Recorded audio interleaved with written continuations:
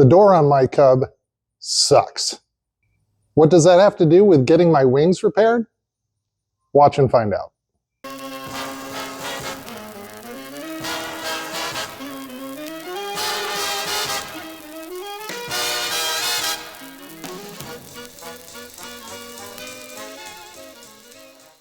Okay, so from the outside, nothing significantly wrong with the door. Fabric-wise, it's about the same as the rest of the airplane, which is to say, okay, not great. You know, there's chips in the paint, and just in general, it looks like a 40-year-old paint job, because that's what it is. Now, the real problems start when we get inside. Here is the main issue that I am having. That is not ideal.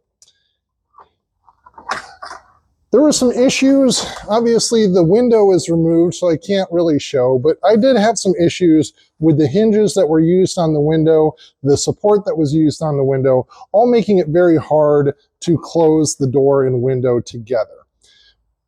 Now, obviously, I greatly prefer flying the Cub with the door open and the window open, but one of the benefits of being in Virginia is our flying season is basically year-round. We get some snow in the winter, but not much.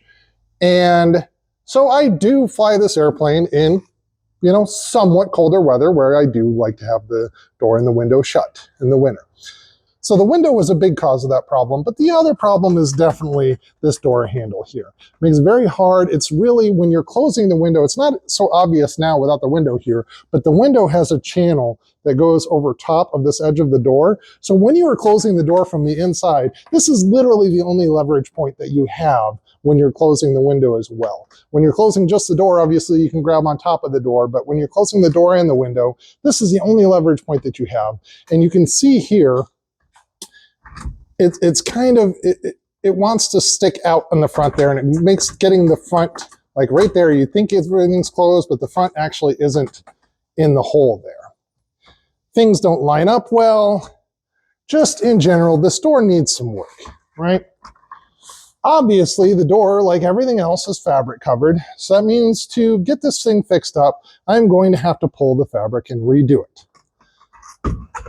You know, kind of like I'm having to pull the fabric and redo the wings.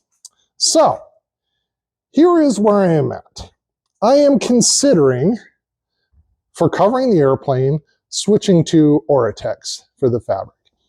I am very curious, anyone out there, if you have experience with Oratex, I would love to hear it. Specifically, if you have experience with Oratex 6000, which is what I would need to use on this airplane, especially if you've used Oratex 6000 in Cub Yellow, and especially recently. I have seen pictures that make it look a little more translucent than I would like, but it's hard to tell from pictures. And I have also heard that that issue with the translucency has been improved in recent years.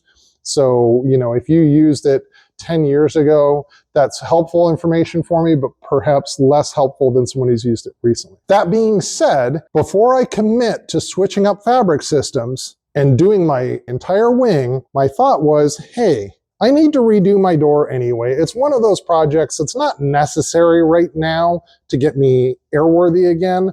But again, while everything is down, I have the time to do it. And it gives me an opportunity on a very small space to test out this new fabric. And if I don't like it, I tear it off and I redo it again with, you know, polyfiber or what have you. So it's a pretty low risk way of testing out this fabric. Folks out there at Oratex Better Aircraft Fabrics, if you are interested in any sort of collaboration, I am definitely interested. But right now, this is where I'm at. I've got the iron and heat gun already ordered, and I am looking to get just enough to redo my door here so I can open the door up, I can fix what's going on with the handle, I can get the door true again, all those things, and then test out Oratex 6000 Cub Yellow and see how much I like it and whether I'm willing to commit to doing the whole airplane or not. So yeah, that is my thought process right now. Let me know in the comments what you guys think. I really hope you like this video. But perhaps just as importantly, I really hope that YouTube likes this video.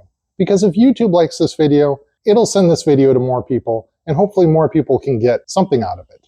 However, for YouTube to like this video, I need you to like this video. So if you don't mind, if you could hit the like button, that would tell YouTube that you like this video so that YouTube will like this video.